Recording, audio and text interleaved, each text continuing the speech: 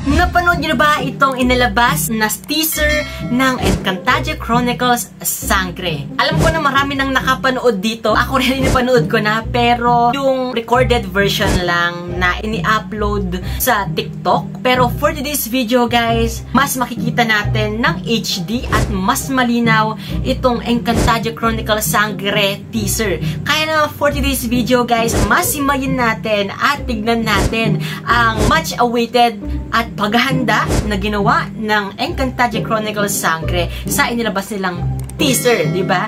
Panoorin natin to guys, samahan nyo ko. Let's go! Eto na guys.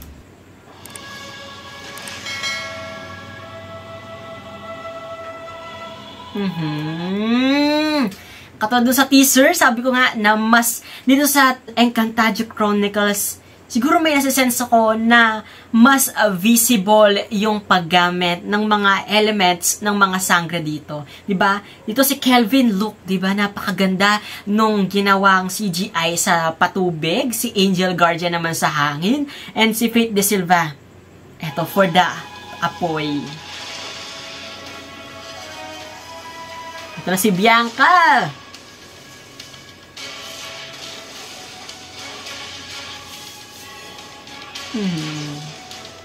Siguro kinakabahan lang ako dito dahil mukhang magkakasabay ng release ang Avatar, live adaptation ng Avatar at nitong Encantadia Chronicles Sangre. Hopefully na hindi sila, well, hindi natin maiiwasan na makompare talaga itong Sangre at yung Avatar because parehas sila ng element eh, di ba? May mga powers din na ganito. Well, sa Sangre meron silang pabrilyante. And hopefully, tignan natin, sana hindi sila makompare. Kasi nakadepende talaga yun sa budget, di ba? Tama ba ako, guys? Sheesh! Ang pinaka-naastigan talaga ako dito, yung mga forma nila, yung mga pa-fight stunts nila. Napaka-angas! Nuko, di ba?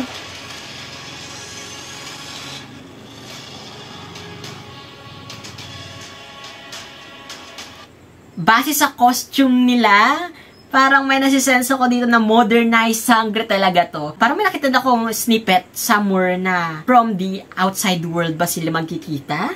Or what? Let's see. Gagi, ang angas talaga nung paano nila. Ang angas, ang ganda.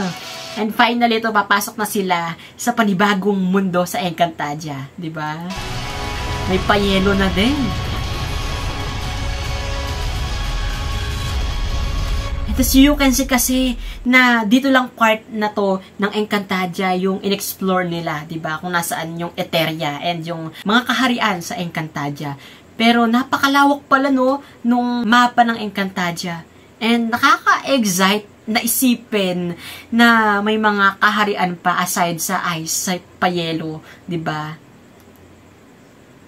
Parang ang sarap isipin na explore. Sheesh! Kaya-excite! So that's it, Encantadia Chronicles Sangre.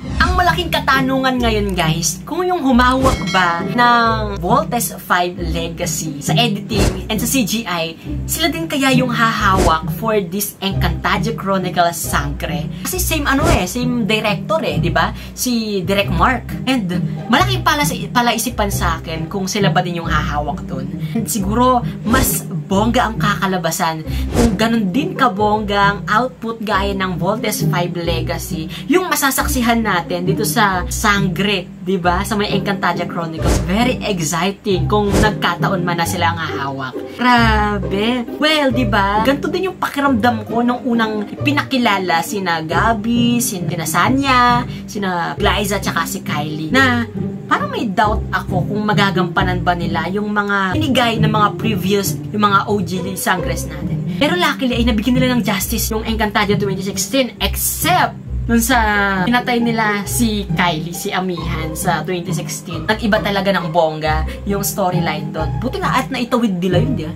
diba? And dito naman sa may Encantadia Chronicles Sangre, yung faces ulit, diba? Kelvin, Faith, Angel, and Bianca. Ngayon, for sure, may mga doubt pa tayo.